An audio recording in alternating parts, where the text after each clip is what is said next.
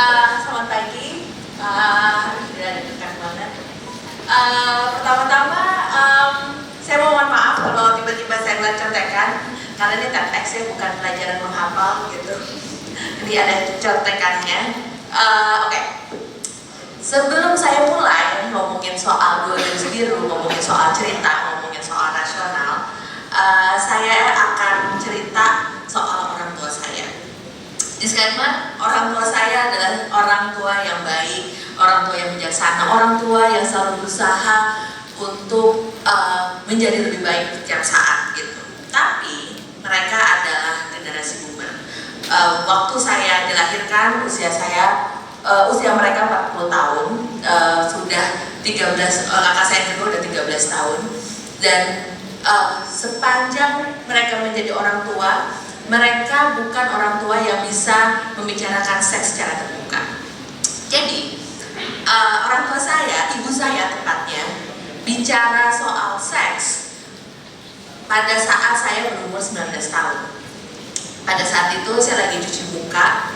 Jadi 19 tahun itu adalah saya menikah umur 21 tahun, 2 tahun sebelum saya menikah. Jadi saya lagi cuci muka di kamar mandi. Kemudian ibu saya masuk, terus dia ngeliatin saya gitu, saya lagi pakai sabun, saya ngeliatin balik. Terus ibu saya bilang, Ina, kamu tuh jangan ngapa-ngapain ya sama cowok, tubuh kamu itu tuh berharga. Terus saya freeze, saya menatap dia menatap saya, terus ibu saya, oke. Terus dia keluar, saya bengong gitu. Udah, itu adalah percakapan pertama dan terakhir sepanjang hidup saya. Nah, masalahnya saya itu sudah mulai penasaran tentang seks sejak saya umur sekitar 5 tahun lah. Waktu itu kami sekeluarga nonton, ini jangan dicontoh, nonton Little Weapon kedua. Jadi sekitar tahun 1990, mungkin kalian baru lahir ya. Ini kasus buka umur. Jadi karakter utamanya si Mel Gibson itu tuh seorang detektif. Yang namanya detektif, dan itu kan film Hollywood kan ya, banyak bom, banyak apa, jadi banyak luka. Jadi suatu hari dia sama si lawan lainnya, seorang perempuan ini, dia saling cek-cek luka, dan akhirnya mulailah saling berhenti dan menggoda. Bapak saya sebagai orang tua bertanggung jawab dalam konteks 90-an langsung nutup mata saya. Masalahnya nutupnya cuma segini. Jadi kelihatan jelas apa yang ada di layar. Akhirnya saya ada anak yang penuh rasa ingin tahu tapi tidak pernah dijelaskan khusus soal ini. Kemudian waktu SMP kelas 1, saya dan kakak sepupu saya perempuan penasaran soal porno, film porno. Kita, lo udah pernah nonton belum, Gin? Belum. Akhirnya pada zaman itu belum ada internet secanggih sekarang. Kita berdua naik angkutan umum 10 menit ke tempat VCD. Terus yang so cool gitu. Terus akhirnya kakak sepupu saya bilang, Mas ada video itu enggak? Gitu. Akhirnya berhasil dapat. Kita 10 menit lagi pulang ke rumah. Terus akhirnya kita setel, nyala, dan gak ada ceritanya, langsung 2 orang Jepang melakukan hubungan seksual, dan tentu saya trauma. Kebetulan juga waktu itu bulan Ramadan, hari pertama. Ya anak kecil ya, doanya kan dihapus gitu. Kemudian baru SMA ada rasa penasaran lagi, film India Kama Sutra. Wah gila, diputar. Tapi ternyata itu film art house. Itu adalah film pertama saya untuk mengenal Miraner, sutradara favorit saya, dan akhirnya tuh saya mengetahui bagaimana seks dalam cerita diperlakukan dan bagaimana perempuan. Nah tapi kalau kita melihat film sama seks itu tuh menyatukan. Maksudnya saya bisa tahu soal seks dari orang Jepang, India, dan Amerika dalam waktu belasan umur usia belasan tahun itu, tapi tidak bisa membuka ruang diskusi. Jadi apa sih yang buka ruang diskusi kita sebenarnya? Yang buka ruang diskusi adalah cerita. Emang dasar nggak profesional ya, balik-balik. Konteks dan cerita. Nah karena itu saya memilih, ketika saya saya dapat kesempatan untuk bikin 2 garis biru, saya lalu akhirnya memilih untuk membuat 2 garis biru. Oke, saya bikin 2 garis biru itu 10 tahun yang lalu. Jadi waktu itu saya sekitar 10 tahun yang lalu saya udah punya anak, kemudian saya ingin tidak mengulangi kesalahan sama seperti orang tua saya ingin memberikan pendidikan seks yang komprehensif. Karena saya tidak tahu bahwa betapa makin sulitnya di saat anak saya lahir di dunia itu sudah ada di telapak tangan, di handphone. Nah, tapi ketika saya menuliskannya, muncullah rasa takut yang lebih besar. Ketika draft 1 skenario selesai dibuat, saya tidak bisa menyelesaikannya. Karena saya tuh makin sadar ketika saya menjadi orang tua, makin saya tuh merasa keberuntungan yang luar biasa. Saya bisa lolos dari ketidakpahaman saya mengenai seks. Banyak sekali orang-orang di luar sana, terutama perempuan, yang menjadi korban. Kalau nggak hamil, kalau nggak mereka melakukan hubungan seksual, nggak apa-apa, nggak ada masalah apa-apa, tapi ada luka psikologi yang terus-menerus di bawah hingga akhirnya sampai akhirnya nggak ada koneksinya gitu. Kemudian ada yang hamil 2 nikah, dia harus nikahkan, belum lagi yang aborsi dan sebagainya. Dan untungnya saya stuck selama 10 tahun. Saya mencari kemungkinan cerita dan akhirnya sampai di sebuah titik ketika saya paham satu hal, bahwa yang namanya cerita dan mencintai seorang anak punya satu kesamaan, yaitu rasionalitas. Menjadi rasional itu berarti melakukan sesuatu dengan masuk akal. Film itu tuh, atau cerita, film adalah reka percaya, proses reka percaya.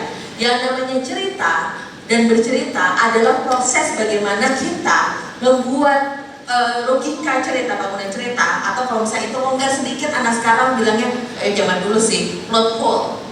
Kemudian dan terus ingin membawa rasa ingin tahu sehingga orang tuh engage dengan apa yang ada di layar.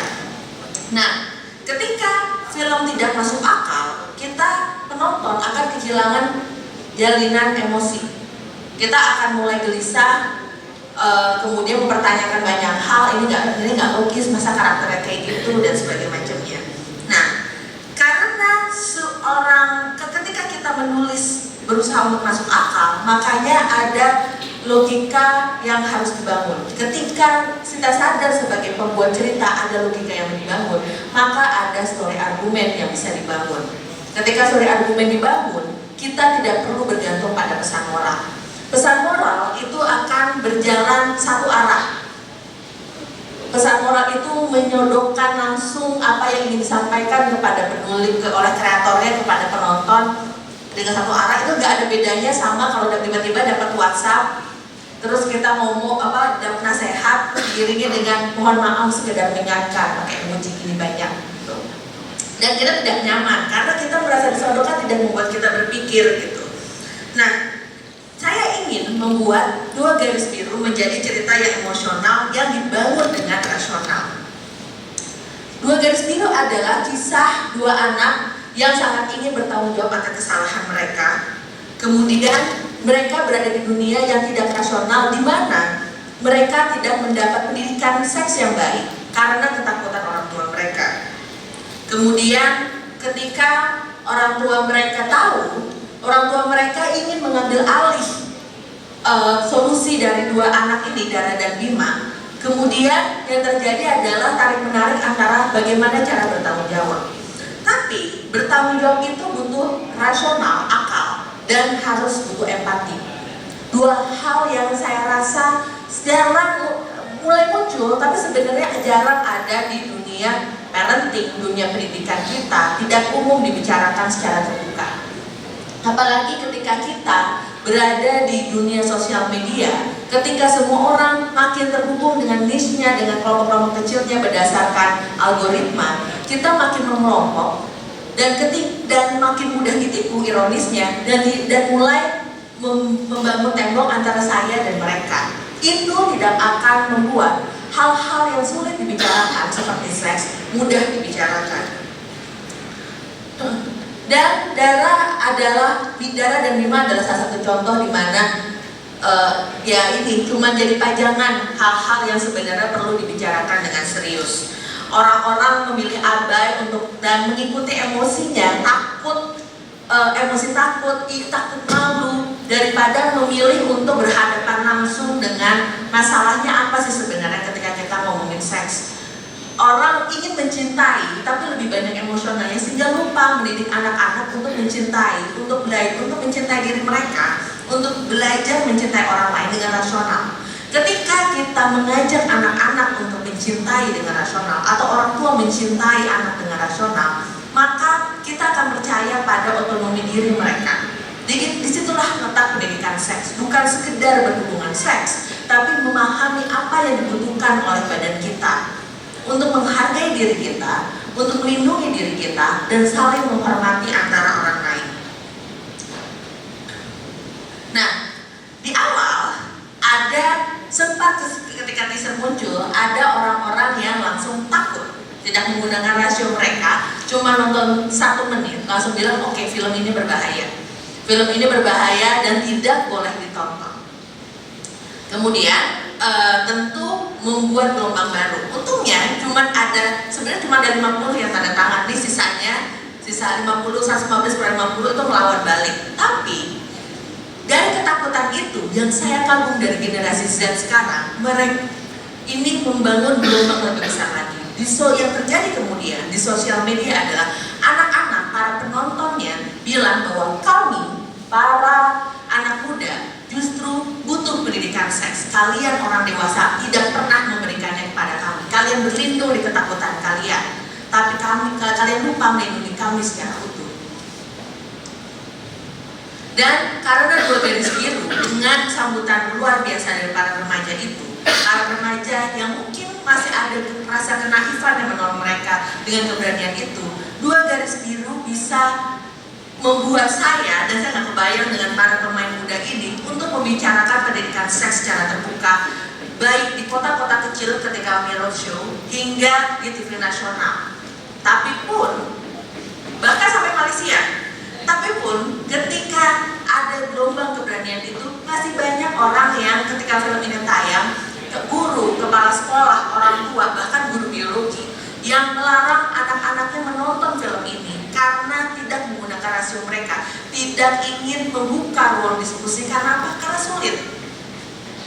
Nah, cerita yang dibangun secara rasional akan membuat orang-orang yang punya keberanian untuk mencintai dengan rasional, mencintai untuk lebih baik, untuk bisa punya bahan ajarnya gitu.